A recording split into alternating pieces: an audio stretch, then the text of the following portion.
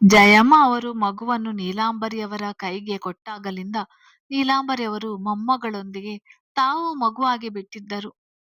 ಮಗನ ರಕ್ತ ಹಂಚಿಕೊಂಡು ಹುಟ್ಟಿರುವ ಮಗು, ಅವನದೇ ರೂಪ. ಕಣ್ಣಿನ ಬಣ್ಣ ಮಾತ್ರ ತಾಯಿಯದು. ತಂದೆಯಿಂದ ಬಳುವಳಿ ಬಂದಂತಿದ್ದ ರೂಪ. ಮೊಮ್ಮಗಳನ್ನು ಎಷ್ಟು ಮುದ್ದಾಡಿದರೂ ನೀಲಾಂಬರಿ ಅವರಿಗೆ ಸಾಲುತ್ತಿರಲಿಲ್ಲ. ಹಬಬ, ಈ ತುಂಟಿಯನ್ನು ನನ್ನ ಕೈಯಲ್ಲಿ ತಡೆಯೋಕ್ಕಾಗಲ್ಲ. ಎತ್ತಿಕೊಂಡಿದ್ದರೆ ಜಿಗಿಯುತ್ತಾಳೆ, ಕಾಲು ಕೆರೆಯುತ್ತದೆ ಅನ್ಸುತ್ತೆ. ಅದಕ್ಕೆ ನಡೆದಾಡಲು ಪ್ರಯತ್ನ ಮಾಡುತ್ತಾಳೆ. ಪೂಜಾ, ತಗೋ, ಹಾಸಿಗೆ ಮೇಲೆ ಮಲಗಿಸು. ಅವಳು ಹೇಗೆ ಉಲ್ಟಾ ದಬಾಕಿ ಹಾಕಿಕೊಂಡು ತೆವಳುತ್ತಾಳೆ ನೋಡ್ತೀನಿ ನಾನು ಎಂದು ನೀಲಾಂಬರಿಯವರು ತನ್ನನ್ನು ನೋಡಿಕೊಳ್ಳುವ ನರ್ಸ್ ಕೈಗೆ ಮಗುವನ್ನು ಕೊಡಲು ಹೋದರೆ, ಅವಳ ಹತ್ತಿರ ಹೋಗಲ್ಲ ಅಂತ ತಲೆ ಆಡಿಸಿದ ಮಗು ನೀಲಾಂಬರಿಯವರ ಕೊರಳನ್ನು ತಬ್ಬಿತು. ಮೇಡಮ್, ಮಗು ಬರೀ ತುಂಟಿಯಲ್ಲ, ಕ್ಯೂಟ್ ಸಹ ಇದ್ದಾಳೆ ನೋಡಿ. ಇವತ್ತು ಬೆಳಿಗ್ಗೆ ಬಂದಿರೋದು. ನಿಮ್ಮನ್ನು ಎಷ್ಟು ಬೇಗ ಹಚ್ಚಿಕೊಂಡಿದ್ದಾಳೆ. ನನ್ನ ಹತ್ರ ಬರಲ್ವಂತೆ ಎಂದು ನಗುವ ಪೂಜಾ ಮತ್ತೊಮ್ಮೆ 2 ಕೈಗಳನ್ನು ಚಾಚಿ ಬಾ ಎಂದರೆ ಹಾ ಎಂದು ಕಿರುಚಿ ನೀಲಾಂಬರಿಯವರ ಕಡೆ ನೋಡಿ ದೂರು ಹೇಳುವಂತೆ ತನ್ನ ಬಾಲ ಭಾಷೆಯಲ್ಲಿ ಏನೇನೋ ಹೇಳಿ ನೀಲಾಂಬರಿಯವರ ಎದೆಗೆ ಒರಗಿಕೊಂಡಿತು. ಅಯ್ಯೋ, ಹೌದೇನೋ ಬಂಗಾರ, ಸರಿ ಆಯ್ತು. ಅವಳತ್ರ ಹೋಗ್ಬೇಡ ನೋಡು ಪೂಜಾ. ನಮ್ಮ ಕ್ಯೂಟಿ ನಿನ್ನತ್ರ ಬರೋಲ್ವಂತೆ. ಅವಳನ್ನು ನಾನೇ ಮಲಗಿಸ್ಬೇಕಂತೆ. ನನ್ನ ವೀಲ್ ಚೇರ್ ತಳ್ಳಿಕೊಂಡು ಹಾಸಿಗೆ ಹತ್ತಿರ ಕರೆದುಕೊಂಡು ಹೋಗು ಎಂದು ಹೇಳಿದಾಗ ನಗುತ್ತಾ ಪೂಜಾ ಹಾಗೆಯೇ ಮಾಡಿದಳು. ಸರಿನಾ ಬಂಗಾರ ಅಂತ ಕೇಳಿದ್ರೆ ತನ್ನ ಪುಟ್ಟ ಕೈಗಳಿಂದ ಚಪ್ಪಾಳೆ ತಟ್ಟಿ ಬೋರಲಾಗಿ ಮಲಗಿಕೊಂಡ ಪುಟಾಣಿ ಉಲ್ಟಾ ಮಲಗಿ ಲಾ ಲಾ ಲಾ ಎಂದು ಆಡಲು ನೀಲಾಂಬರಿ ಅವರು ಸಹ ಮಗುವಿಗೆ ಹಾಡು ಹೇಳುತ್ತಾ ಹುರಿದುಂಬಿಸಿದರು. ಕಳ್ಳೆ ಸುಸ್ತಾಯ್ತು ಎನ್ನುವಂತೆ ತೆಪಲುವುದನ್ನು ನಿಲ್ಲಿಸಿ 2 ಕಾಲುಗಳನ್ನು ನೇರವಾಗಿ ಚಾಚಿ ತಲೆಯನ್ನು ಹಾಸಿಗೆ ಮೇಲೆ ಇಟ್ಟು ಕಣ್ಣು ಮುಚ್ಚಿದಳು. ನಾನು ಮಲಗಿಬಿಟ್ಟೆ ಎನ್ನುವಂತೆ. ಹಬಬ, ಡ್ರಾಮಾ ಕ್ವೀನ್ ಇವಳು. ಆ ಹುಡುಗಿ ನೋಡಿದ್ರೆ ಸಾಧು ಪ್ರಾಣಿ ತರ ಇದೆ. ಇವಳಪ್ಪ ನೋಡಿದ್ರೆ ಹಿಟ್ಲರ್ ತರ ಇದ್ದಾನೆ. ಆದ್ರೆ ಇವರಿಬ್ಬರನ್ನು ಮೀರಿಸಿ ಬಹಳ ತುಂಟಿಯಾಗಿದ್ದಾಳೆ ಎಂದು ಹೇಳುವ ನೀಲಾಂಬರಿ ಅವರು ಮೊಮ್ಮಗಳ ಮೇಲೆ ಪ್ರೀತಿ ಉಕ್ಕಿ ಬಂದು ಅವಳನ್ನು ಎತ್ತಿಕೊಂಡು ಲೊಚಲೊಚನೆ ಮುತ್ತಿಡುವರು. ಕೆನ್ನೆ ಒರೆಸಿಕೊಳ್ಳುವ ಪುಟಾಣಿ ಜೋರಾಗಿ ನಗಲು ರೂಮ್ ಒಳಗೆ ಬಂದ ಸ್ವರ ಮಗಳನ್ನು ಕಣ್ತುಂಬಿಕೊಂಡಳು. ಮೊಮ್ಮೊಮ್ ಎಂದು ನೀಲಾಂಬರಿ ಅವರ ತೊಡೆ ಮೇಲೆ ಕೂತಿದ್ದ ಮಗು ತನ್ನಮ್ಮನ ಕಂಡು ಎತ್ತಿಕೋ ಎನ್ನುವಂತೆ ಕೈ ಚಾಚಿದರೆ ನೀಲಾಂಬರಿ ಅವರು ಬಾಗಿಲ ಕಡೆ ನೋಡಿ ಮೂಕ ವಿಸ್ಮಿತರಾದರು. ಮುಂಜಾನೆಯಲ್ಲಿ ಕಂಡ ಶಾಪಗ್ರಸ್ತ ದೇವತೆಯಂತಿದ್ದ ಹೆಣ್ಣ ಇವಳು ಎಂದು ಅನಿಸಿತು. ಮದುಮಗಳ ವೇಷದಲ್ಲಿ ಅಪ್ಸರೆಯಂತೆ ಕಾಣುತ್ತಿದ್ದಳು. ಇದೇ ಮೊದಲ ಬಾರಿಗೇನೋ ಸ್ವರ ಈ ರೀತಿಯ ಬೆಲೆ ಬಾಳುವ ಸೀರೆ ಒಡವೆಯನ್ನು ತೊಟ್ಟಿದ್ದು. ಅವಳಿಗೂ ಕೈಕಾಲೆ ಆಡುತ್ತಿರಲಿಲ್ಲ. ನೀಲಾಂಬರಿ ಅವರ ಕೋಣೆ ಒಳಗೆ ಬಂದವಳು ಏನು ಮಾಡ್ಬೇಕೆಂದು ಗೊತ್ತಾಗದೆ ತಲೆ ತಗ್ಗಿಸಿ ನಿಂತಿದ್ದಳು. ನನ್ನ ನಿರ್ಧಾರ ಸರಿ ಇದೆ. ಸಾಕ್ಷಾತ್ ಮಹಾಲಕ್ಷ್ಮಿ ಕಲೆ ಇವಳ ಮುಖದಲ್ಲಿ ಎದ್ದು ಕಾಣಿಸ್ತಿದೆ. ಇಂಥ ಹೆಣ್ಣೆ ನನ್ನ ಮನೆತನಕ್ಕೆ ತಕ್ಕನಾದ ಹೆಣ್ಣು. ಏನೇ ಆಗ್ಲಿ, ಇವಳನ್ನಂತೂ ಬಿಟ್ಟು ಕೊಡುವ ಮಾತೇ ಇಲ್ಲ. ಎಷ್ಟು ವರ್ಷವಾದರೂ ಸರಿ, ಬೇರೆ ಯಾವ ಹೆಣ್ಣನ್ನು ಈ ಮನೆಯ ಹೊಸ್ತಿಲನ್ನು ದಾಟುವಂತೆ ಮಾಡುವುದಿಲ್ಲ. ನನ್ನ ಆಯ್ಕೆ ಯಾವಾಗಲೂ ಸರಿ ಇರುತ್ತೆ ಎಂದು ಮನೆಯದಲ್ಲಿಯೇ ಹೆಮ್ಮೆ ಪಟ್ಟವರು ಗಂಟಲು ಸರಿ ಮಾಡಿಕೊಂಡರು. ಬಾರಮ್ಮ, ಅಲ್ಲಿ ಯಾಕೆ ನಿಂತಿದ್ಯಾ? ಇಷ್ಟೊಂದು ಸಂಕೋಚ ಮುಜಗರ ಎಲ್ಲ ಬೇಡ. ನನಗೆ ನಿನ್ನ ಪರಿಸ್ಥಿತಿ ಅರ್ಥ ಆಗುತ್ತೆ. ಹಾಗಂತ ಎಲ್ಲದಕ್ಕೂ ಯೋಚನೆ ಮಾಡ್ತಾ ನಿಂತ್ರೆ ಆಗೋಲ್ಲ. ಎಲ್ಲದಕ್ಕೂ ಹೊಂದಿಕೊಂಡು ಜೀವನ ಮುಂದುವರಿಸಬೇಕು ನೀನು. ನಾವೇನು ನಿನ್ನನ್ನು ತಿಂದು ಹಾಕೋಲ್ಲ, ಬಾ ಇಲ್ಲಿ ಕೂರು ಎಂದು ಕರೆದಾಗ ನಿಧಾನವಾಗಿ ಹೆಜ್ಜೆ ಇಡುತ್ತಾ ಬರುವ ಸ್ವರ ಅವರ ಮುಂದೆ ನಿಂತಳು. ತಾವೇ ಅವಳ ಕೈ ಹಿಡಿದು ತಮ್ಮ ಬೆಡ್ ಮೇಲೆ ಕೂರಿಸಿದವರು ಅವಳ ಕೈ ಹಿಡಿದು ಅವಳನ್ನೇ ದಿಟ್ಟಿಸಿ ನೋಡಿದರು. ಈ ಹಿಂದೆ ಕೂಡ ಸ್ವರನ ನೋಡಿದ್ದಾರೆ.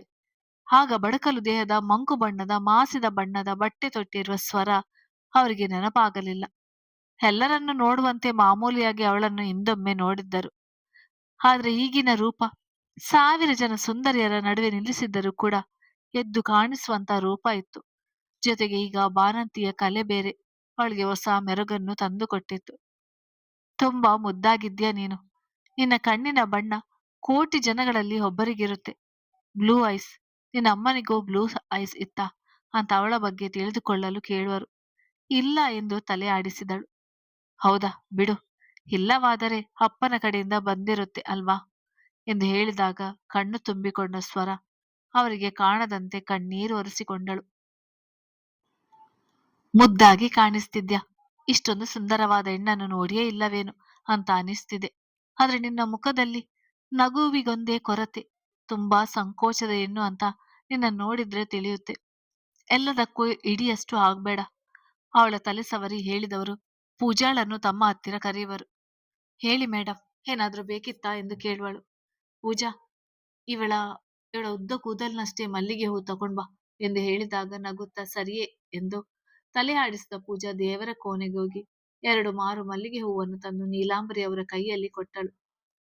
ಹಾಗೆ ನನ್ನ ಆ ಕಬೋರ್ಡ್ನಲ್ಲಿ ಒಂದು ಬ್ಲೂ ಕಲರ್ ಬಾಕ್ಸ್ ಇದೆ ನೋಡು, 4ನೇ ಡಬ್ಬಿ, ಅದನ್ನೇ ತೆಗೆದುಕೊಂಡು ಬಾ ಎಂದು ಹೇಳಿದಾಗ ನೀಲಾಂಬರಿ ಅವರು ಹೇಳಿದಂತೆ ಒಡವೆ ಬಾಕ್ಸ್ಗಳನ್ನು ಇಟ್ಟಿದ್ದ ಕಬೋರ್ಡ್ನಲ್ಲಿ 4ನೇ ಬಾಕ್ಸ್ ಅನ್ನು ತೆಗೆದುಕೊಂಡು ಬಂದು ನೀಲಾಂಬರಿ ಅವರಿಗೆ ಕೊಟ್ಟಳು. ತಗೋ ಹೂ, ನಿನ್ನ ಉದ್ದ ಕೇಶಕ್ಕೆ ಮಲ್ಲಿಗೆ ಹೂ ಮುಡಿ, ತುಂಬಾ ಚೆನ್ನಾಗಿ ಕಾಣಿಸ್ತೀಯ. ನೀನು ಊಟ ಮಾಡುವುದನ್ನೆಲ್ಲ ನಿನ್ನ ಕೂದಲಿಗೆ ಗೊಬ್ಬರ ಹಾಕಿ ಬೆಳೆಸಿದೆ ಅನ್ಸುತ್ತೆ. ತುಂಬಾ ಚೆನ್ನಾಗಿದೆ ನಿನ್ನ ಕೂದಲು ಎಂದು ಹೇಳಿದಾಗ ಸಂಕೋಚದಲ್ಲಿಯೇ ಹೂ ಪಡೆದ ಸ್ವರ ಹೂ ಮುಡಿದಳು. ಹಾಗೆ ಎಲ್ಲಿ, ನನ್ ಮುಂದೆ ಬಾ, ಆ ಕಡೆ ತಿರುಗು ಅಂತ ಹೇಳಿದಾಗ ಸ್ವರ ಅವರು ಹೇಳಿದಂತೆ ಅವರಿಗೆ ಅಭಿಮುಖವಾಗಿ ಮಂಡಿಯೂರಿ ಕುಳಿತರೆ ನೀಲಿ ಬಣ್ಣದ ಬಾಕ್ಸ್ನಲ್ಲಿದ್ದ ಪಚ್ಚೆ ಹರಳಿನ ನೆಕ್ಲೆಸ್ನ ಸ್ವರಳ ಕೊರಳಿಗೆ ಹಾಕಿದರು. ಈಗ ನೋಡು, ಮತ್ತಷ್ಟು ಲುಕ್ ಆಗಿ ಕಾಣಿಸ್ತಿದೆ ಎಂದು ಹೇಳಿದಾಗ ಅವರಿಗೆ ಬೇಡ ಅನ್ನಲು ಬಾಯಿ ತೆರೆದ ಸ್ವರ ಅವರು ಕೀಕೊಟ್ಟ ಗೊಂಬೆ ಆಗಿದ್ದಳು. ತನ್ನ ಅಜ್ಜಿಯ ತೊಡೆ ಮೇಲೆ ಕುಳಿತು ತನ್ನ ಪುಟ್ಟ ಬೆರಳನ್ನು ಬಾಯಲ್ಲಿ ಹಾಕಿಕೊಂಡು ಅಮ್ಮನನ್ನು ಕಣ್ಣರಳಿಸಿ ನೋಡುತ್ತಿದ್ದ ಪುಟಾಣಿ ಖುಷಿಯಲ್ಲಿ ಕೂಗಲು ಮಗಳನ್ನು ಎತ್ತಿಕೊಂಡ ಸ್ವರ ಮಗಳ ಕೆನ್ನೆಗೆ ಗಟ್ಟಿಯಾಗಿ ತುಟಿ ಊರಿದಳು. ಅಮ್ಮ ಮಗಳಿಬ್ಬರು ಮಹಾಲಕ್ಷ್ಮಿಯರಂತೆ ನನ್ನ ಮನೆಗೆ ಬಂದಿದ್ದೀರಾ. ಇನ್ಯಾವ ಕೊರಗು ಸಹ ನನಗಿಲ್ಲ. ನೀನು ಮಾತ್ರ ಕೊರಗನ್ನು ನೀಗಿಸಿಬಿಟ್ಟೆ. ನಿಂಗೆ ಎಷ್ಟು ಋಣಿಯಾಗಿದ್ದರೂ ಕೂಡ ಸಾಲಲ್ಲ ಎಂದು ಸ್ವರಳನ್ನು ನೋಡುತ್ತಾ ಹೇಳಿದರೆ ಕಣ್ಣು ತುಂಬಿಕೊಂಡು ಅವರ ಕಡೆ ನೋಡಿದವಳು ಇಲ್ಲ ಎಂದು ತಲೆ ಆಡಿಸಿದಳು. ನೀವು ಅನ್ಕೊಂಡಿರುವಷ್ಟು ಒಳ್ಳೆಯವಳಲ್ಲಮ್ಮ ನಾನು. ತುಂಬಾ ಕೆಟ್ಟವಳು. ನಿಮ್ ಮಗ ಎಂದು ಹೇಳುವ ಮೊದಲೇ ವಾಸುಕಿ ರೂಮ್ ಒಳಗೆ ಬರುವನು. ಗುರುಗಳು ಬಂದಿದ್ದಾರೆ ಆಂಟಿ ಎಂದು ತಿಳಿಸಿದವನು ಸ್ವರ ಕಡೆ ಆಶ್ಚರ್ಯದಲ್ಲಿ ನೋಡಿ ಹೊರ ಹೋಗಿದ್ದ. ಗುರುಗಳು ಬಂದಿದ್ದಾರೆ, ಮಗು ಜೊತೆ ಬಾ ನನ್ನ ಹಿಂದೆ, ಪೂಜಾ ನಡಿ ಎಂದು ಹೇಳಿದಾಗ ಪೂಜಾ ವೀಲ್ ಚೇರ್ ತಳ್ಳಿಕೊಂಡು ಹೊರ ಬರುವಳು. ಅವರ ಹಿಂದೆ ಹೋಗಲೋ ಬೇಡೋ ಎನ್ನುವಂತೆ ಆಮೆ ನಡಿಗೆಯಲ್ಲಿ ಸ್ವರ ಕೂಡ ಮಗಳನ್ನು ಎತ್ತಿಕೊಂಡು ಬರುವಳು. ಕಾರಿನಿಂದ ಇಳಿದ ಗುರುಗಳು ಮನೆ ಕಡೆ ನೋಡಿ ಮುಗುಳ್ನಗೆ ನಕ್ಕವರು ತಮ್ಮ ಜೊತೆ ಬಂದಿದ್ದ ಇಬ್ಬರು ಶಿಷ್ಯರೊಂದಿಗೆ ಮನೆಯಲ್ಲಿ ಬಲಗಾಲಿಟ್ಟು ಬರುವರು. ಬನ್ನಿ ಬನ್ನಿ ಗುರುಗಳೇ ಎಂದವರನ್ನು ಸ್ವಾಗತಿಸಿದ ನೀಲಾಂಬರಿಯವರಿಗೆ ಕೈ ಮುಗಿಯಲು ಅವರ ತಲೆ ಮೇಲೆ ಇಟ್ಟು ಆಶೀರ್ವಾದ ಮಾಡುವ ಗುರುಗಳು ಅವರೊಂದಿಗೆ ಮನೆಯ ಹಾಲ್ಗೆ ಬಂದಿದ್ದರು. ಅವರಿಗೆ ಕೂರಲು ಪೀಠವನ್ನು ತಯಾರಿ ಮಾಡಿದ್ದರು. ಎಂದಿನಂತೆ ಮಹಾಕಾಳಿಗೆ ಕೈ ಮುಗಿದು ಪೂಜೆ ಸಲ್ಲಿಸಿದವರು ಪೀಠದಲ್ಲಿ ಹೋಗಿ ಕುಳಿತುಕೊಂಡರು. ಮನೆ ತುಂಬಾ ಬದಲಾಗಿದೆ ನೀಲಾಂಬರಿ, ಎಲ್ಲಾ ಹೊಸ ಅತಿಥಿಯ ಕಾಲ್ಗುಣ ಅನಿಸುತ್ತದೆ ಎಂದು ಮಾತು ಶುರು ಮಾಡಿದರು. ಹೌದು ಗುರುಗಳೇ, ನಿನ್ನೆ ರಾತ್ರಿನೇ ಮನೆಯನ್ನು ಹಬ್ಬದ ವಾತಾವರಣಕ್ಕೆ ತಯಾರು ಮಾಡಲು ಹೇಳಿದ್ದೆ. ಎಲ್ಲ ನಮ್ಮ ಇವೆಂಟ್ ಮ್ಯಾನೇಜ್ಮೆಂಟ್ನವರ ಕೈ ಚಳಕ. ಮನೆಗೆ ಬಂದಿರುವ ಹೊಸ ಅತಿಥಿಗಳು ಮಹಾಲಕ್ಷ್ಮಿಯರಂತೆ ಈ ಮನೆಯನ್ನು ಮುಂದೆ ಬೆಳಗಬೇಕಾಗಿದೆ. ಅಷ್ಟೇ ಅಲ್ಲ, ನೀವು ಮುಂದೆ ತೋರಿಸುವ ದಾರಿಯಂತೆ ಎಂದು ಹೇಳುವರು. ಖಂಡಿತ ಮಹಾಲಕ್ಷ್ಮಿಯರೇ ನಿನ್ನ ಮನೆಗೆ ಬಂದಿರೋದು. ಎಲ್ಲಿ ಅವರಿಬ್ಬರನ್ನು ನನಗೆ ತೋರಿಸುವುದಿಲ್ಲವೇ, ನಿಮ್ಮ ಮಹಾಲಕ್ಷ್ಮಿಯರನ್ನು ಎಂದು ಹೇಳಿದಾಗ ನೀಲಾಂಬರಿಯವರು ಹಿಂದೆ ತಿರುಗಿ ನೋಡಿದರು ತಮ್ಮ ಕೋಣೆಯತ್ತ. ಅವರ ಕೋಣೆಯ ಬಾಗಿಲಿನ ಮರೆಯಲ್ಲಿ ನಿಂತಿದ್ದ ಸ್ವರ ನೀಲಾಂಬರಿಯವರು ಕರೆದಾಗ ಮೆಲ್ಲಗೆ ಮಗಳನ್ನು ಎತ್ತಿಕೊಂಡು ಹೊರಬರುವಳು. ಆಹಾ, ಸಾಕ್ಷಾತ್ ಮಹಾಲಕ್ಷ್ಮಿಯ ರೂಪವೇ. ಒಂದು ಮಹಾಲಕ್ಷ್ಮಿ ಆದರೆ ಮತ್ತೊಂದು ಪುಟ್ಟ ಲಕ್ಷ್ಮಿ ಎಂದು ಮುಗುಳ್ನಗೆ ನಗುತ್ತಾ ಹೇಳುವರು. ಸ್ವರ ಗುರುಗಳ ಆಶೀರ್ವಾದ ತೆಗೆದುಕೋ ಎಂದು ಹೇಳಿದಾಗ ನಿಧಾನವಾಗಿಯೇ ಗುರುಗಳ ಹತ್ತಿರ ಹೋದ ಸ್ವರ ಅವರ ಮುಖದಲ್ಲಿ ಕಾಣಿಸ್ತಿದ್ದ ತೇಜಸ್ವಿಗೆ ಗೊಂದಲದಲ್ಲಿ ಅವರ ಪಾದ ಸ್ಪರ್ಶ ಮಾಡಿ ಆಶೀರ್ವಾದ ತೆಗೆದುಕೊಂಡಳು. ಶೀಘ್ರಮೇವ ಕಲ್ಯಾಣ ಪ್ರಾಪ್ತಿರಸ್ತು ಎಂದು ಆಶೀರ್ವಾದ ಮಾಡಿದರು. ಅವರ ಮಾತಿಗೆ ಬೆಚ್ಚಿ ಬಿದ್ದ ಸ್ವರ ಮಗಳನ್ನು ಎತ್ತಿಕೊಂಡು ಹಿಂದೆ ಸರಿದಳು. ಯಾಕಮ್ಮ, ಆಶ್ಚರ್ಯ ಆಯ್ತಾ ನನ್ನ ಮಾತಿನಿಂದ? ಏನೋ ವಯಸ್ಸಾದ ಮುದುಕ ಬಾಯಿಗೆ ಬಂದ ಮಾತನ್ನು ಹೇಳುತ್ತಿರುತ್ತಾನೆ. ಹೆಚ್ಚಾಗಿ ಬೆಚ್ಚಲು ಹೋಗ್ಬೇಡ, ಎಲ್ಲವನ್ನು ಎದುರಿಸಿ ನಿಲ್ಲು. ಎಲ್ಲಿ, ಪುಟ್ಟ ಮಹಾಲಕ್ಷ್ಮಿಯನ್ನು ತೋರಿಸು. ಅವಳ ಕಾಲ್ಗೆಜ್ಜೆಯ ಶಬ್ದ ಮಾತ್ರ ಕೇಳಿಸ್ತಿದೆ ಎಂದು ನಗುತ್ತಾ ಕೇಳಿದಾಗ ಮಗಳನ್ನು ಗುರುಗಳ ಹತ್ತಿರ ಕೊಡಲು ಅವರ ಹತ್ತಿರ ಹೋಗದ ಪುಟಾಣಿ ಅಳುತ್ತಾ ಅಮ್ಮನ ಕೊರಳನ್ನು ತಬ್ಬಿತು. ಮನೆ ಕೆಲಸದವರೆಲ್ಲ ಹೊರ ಹೋಗಿದ್ದರು. ಮನೆಯಲ್ಲಿ ಈಗ ಗುರುಗಳು ಅವರ ಇಬ್ಬರು ಶಿಷ್ಯಂದಿರು, ಸ್ವರ ಹಾಗೂ ಅವಳ ಮಗಳು ನೀಲಾಂಬರಿ ಅವರು, ವಾಸುಕಿ, ಪೂಜಾ, ಇಷ್ಟು ಜನ ಮಾತ್ರ ಇದ್ದದ್ದು. ಅಯ್ಯೋ, ಆಯ್ತು ತಾಯಿ, ನಿನ್ನಮ್ಮನ ಹತ್ತಿರನೇ ಇರು, ಅಳ್ಬೇಡ. ನೀನ್ ಅತ್ರೆ ನನಗೆ ನೋವು ಆಗ್ತದೆ ಎಂದು ಹೇಳುವ ಗುರುಗಳು ವಾಸುಕಿ ಕಡೆ ನೋಡುವರು. ಎಲ್ಲಯ್ಯ ನಿನ್ನ ಗೆಳೆಯ, ನಾನು ಬಂದು ಇಷ್ಟೊತ್ತಾಯ್ತು, ನನ್ನನ್ನು ನೋಡಲು ಬಂದೇ ಇಲ್ಲ, ಹೋಗಿ ಕರೆದುಕೊಂಡು ಬಾ ಅವನನ್ನು ಎಂದು ಹೇಳಿದಾಗ ಸರಿ ಎಂದು ತಲೆ ಆಡಿಸುವ ವಾಸುಕಿ ಲಿಫ್ಟ್ ಮೂಲಕ ಅಗಸ್ತ್ಯನ ರೂಮ್ ತಲುಪಿದ. ಅಗಸ್ತ್ಯ, ಅಲ್ಲಿ ಎಲ್ಲ ನಿಂಗೋಸ್ಕರ ಕಾಯ್ತಾ ಇದ್ದಾರೆ, ಗುರುಗಳು ಕರೆಯುತ್ತಿದ್ದಾರೆ, ಬೇಗ ಬಾ ಎಂದು ಹೇಳುವನು. ಯಾಕೆ, ನನ್ನ ಮೆರವಣಿಗೆ ಇದೆಯಾ? ಆ ವಯ್ಯನಿಗೆ ಮಾಡೋಕ್ಕೆ ಬೇರೆ ಕೆಲಸ ಇಲ್ಲ, ಸಮಯ ಸಿಕ್ಕರೆ ಸಾಕು ಇಲ್ಲಿಗೆ ಬರೋಕ್ಕೆ ಕಾಯ್ತಾ ಇರ್ತಾನೆ. ಅದರಲ್ಲಿ ಅಮ್ಮನ ಮುಂದೆ ನಾನು ನಾಟಕ ಮಾಡಬೇಕು, ಆ ಗುರುಗಳಿಗೆ ಮರ್ಯಾದೆ ಕೊಡುವಂತೆ. ಅವನು ಬೇರೆ ನಂಗೆ ಟಾಂಟ್ ಕೊಡ್ತಾ ಇರ್ತಾರೆ, ಏನೇನೋ ಹೇಳಿ ಎಂದು ಹೇಳಿದವನು ಲ್ಯಾಪ್ಟಾಪ್ ಪಕ್ಕಕ್ಕಿಟ್ಟು ವಾಸುಗಿ ಜೊತೆ ಹೋಗುವನು. ಅಮ್ಮ ನೀಲಾಂಬರಿ, ಇವತ್ತು ನಿಮ್ಮ ಮಗನ ರಕ್ತ ಹಂಚಿಕೊಂಡು ಹುಟ್ಟಿರುವ ಮಗುವಿನ ಪ್ರವೇಶ ನಿಮ್ಮ ಮನೆಗೆ ಆಗಿದೆ. ಇವತ್ತು ಒಳ್ಳೆಯ ದಿನ. ಮಹಾಲಕ್ಷ್ಮಿಯಂತೆ ನಿನ್ನ ಮನೆಗೆ ಬಂದಿರುವ ಆ ಮಗುವಿನ ಹೆಸರಲ್ಲಿ ಒಂದು ಪೂಜೆ ಆಗ್ಬೇಕು. ಜೊತೆಗೆ ನಿಮ್ಮ ಮಗನಿಗೂ ಕೂಡ, ನಿಮ್ಮ ಮಗನಿಗೆ ಇನ್ನೂ ಕಂಟಕ ತೊಲಗಿಲ್ಲ. ಆ ಕಂಟಕ ತೊಲಗಬೇಕು ಎಂದರೆ ಆ ಮಗುವಿನಿಂದ ಮತ್ತೆ ನಿಮ್ಮ ಮಗನ ಹೆಂಡತಿಯಿಂದ ಮಾತ್ರ ಸಾಧ್ಯ. ಹೇಗೋ ಮಗು ಇದೆ, ಅವನ ರಕ್ತ ಹಂಚಿಕೊಂಡು ಹುಟ್ಟಿರುವುದು, ಆದ್ರೆ ಮಡದಿ ಇಲ್ಲ. ಅದೊಂದು ಕೆಲಸವನ್ನು ನೀವು ಇನ್ನೊಂದು ತಿಂಗಳಲ್ಲಿ ಮಾಡಿ ಮುಗಿಸಬೇಕಾಗಿದೆ. ಕಂಕನ ಭಾಗ್ಯ ಗಟ್ಟಿಯಾಗಿರುವ ಜಾತಕ ಇರುವ ಹೆಣ್ಣಿನ ಜೊತೆ ಮದುವೆ ಮಾಡಬೇಕು ಎಂದು ಹೇಳಿ ಸ್ವರ ಕಡೆ ನೋಡಿ, ಎಲ್ಲಮ್ಮ ನಿನ್ನ ಅಂಗೈ ತೋರಿಸು ಎಂದು ಹೇಳಿದಾಗ ಅವರ ಮಾತುಗಳನ್ನು ಆಲಿಸ್ತಾ ನಿಂತಿದ್ದ ಸ್ವರ ಅವರು ತನ್ನ ಅಂಗೈಯನ್ನು ತೋರಿಸುವಂತೆ ಕೇಳಿದಾಗ ಬೆಚ್ಚಿದಳು. ಅಯ್ಯೋ, ನಾನೇನು ಮಾಡೋಲ್ಲಮ್ಮ, ನಿನ್ನ ಅಂಗೈ ತೋರಿಸು ಎಂದು ಹೇಳಿದಾಗ ನೀಲಾಂಬರಿ ಅವರು ವೀಲ್ ಚೇರ್ ತಳ್ಳಿಕೊಂಡು ಸ್ವಲ್ಪ ಮುಂದೆ ಬಂದವರು ಸ್ವರ ಕೈಯನ್ನು ಗುರುಗಳ ಮುಂದೆ ಹಿಡಿದರು. ಅವಳ ಅಂಗೈಯನ್ನು ನೋಡಿದ ಗುರುಗಳು ಏನನ್ನ ಲೆಕ್ಕ ಹಾಕಿ ಅವಳ ಮುಖವನ್ನು ನೋಡಿದರು. ನೀನು ಹುಟ್ಟಿದ ಸಮಯ ಮತ್ತೆ ದಿನಾಂಕವನ್ನು ಹೇಳ್ತೀಯಮ್ಮ ಎಂದು ಕೇಳುವರು. ಅದು ಅದು ಮಾರ್ಚ್ 25 ಹುಟ್ಟಿದ ಸಮಯ. ಗೊತ್ತಿಲ್ಲ ಎಂದು ತಡವರಿಸಿ ಹೇಳಿದಳು. ಮಾರ್ಚ್ 25 ಎಂದು ಲೆಕ್ಕ ಹಾಕಿದವರು ಸ್ವರಳ ಕೈಯನ್ನು ಮತ್ತೊಮ್ಮೆ ನೋಡಿ ಕಣ್ಣು ಮುಚ್ಚಿದರು. ಏನಾಯ್ತು ಗುರುಗಳೇ, ಏನಾದರೂ ತೊಂದರೆ ಇದೆಯಾ? ನೀಲಾಂಬರಿಯವರು ಆತಂಕದಲ್ಲಿ ಗುರುಗಳ ಮುಖ ನೋಡಿದರೆ ಕಣ್ಬಿಟ್ಟ ಗುರುಗಳ ಮುಖದಲ್ಲಿ ಮುಗುಳ್ನಗೆ ಹಾದು ಹೋಯಿತು.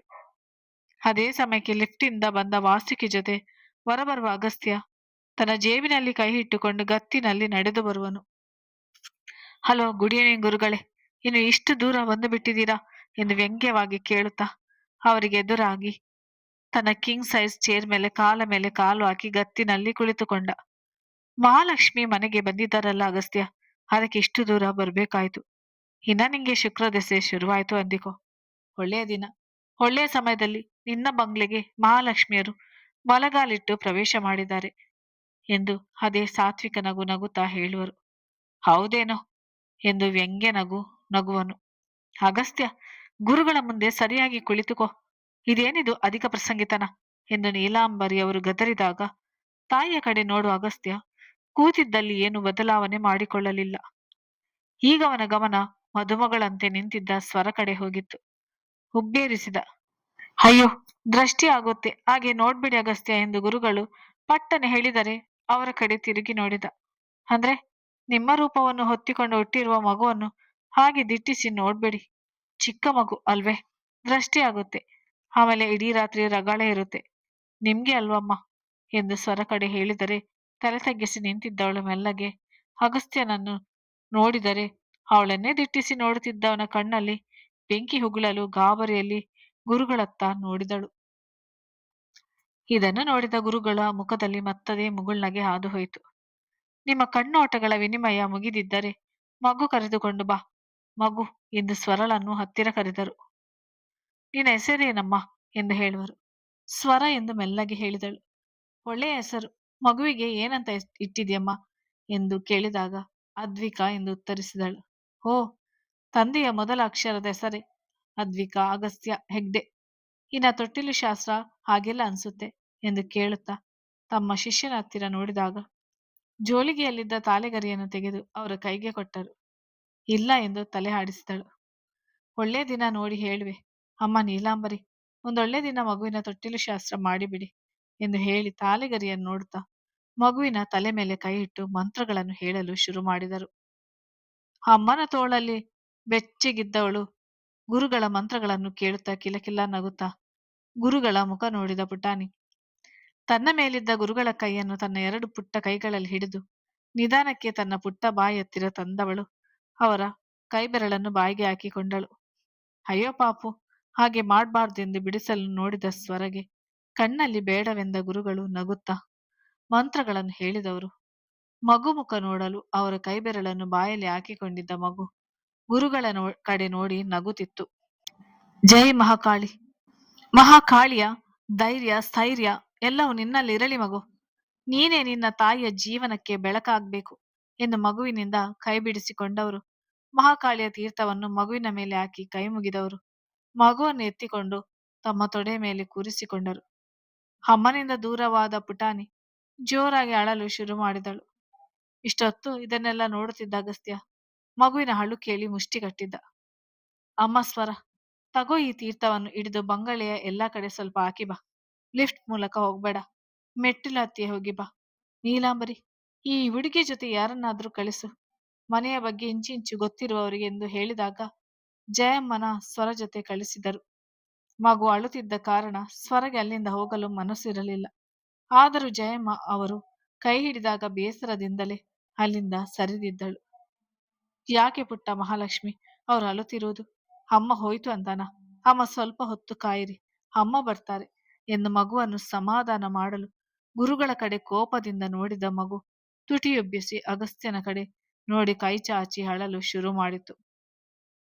ಹೋ, ಅಮ್ಮ ಇಲ್ಲಾಂದ್ರೆ ಅಪ್ಪನ ಹತ್ತಿರ ಹೋಗ್ಬೇಕೆ?